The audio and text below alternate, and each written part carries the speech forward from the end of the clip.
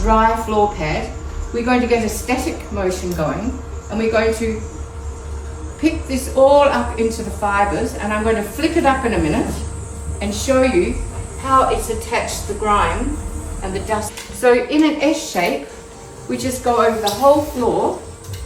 Water, the fibres actually, the water changes the tension.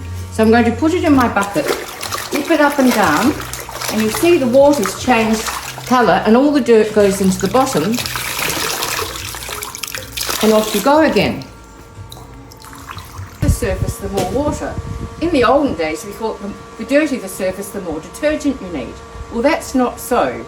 With the Hara fibre cleaning technology, we just need water and these fibres. So I'm going to actually tip this glass of water over the deck, and with my green floor pad, which we highly recommend to take mould and any form of dust and dirt off. And I could do this whole deck without having to rinse my floor pad, and it wouldn't smear. I'll just see what I've collected from this dirty work out there. Let's have a look.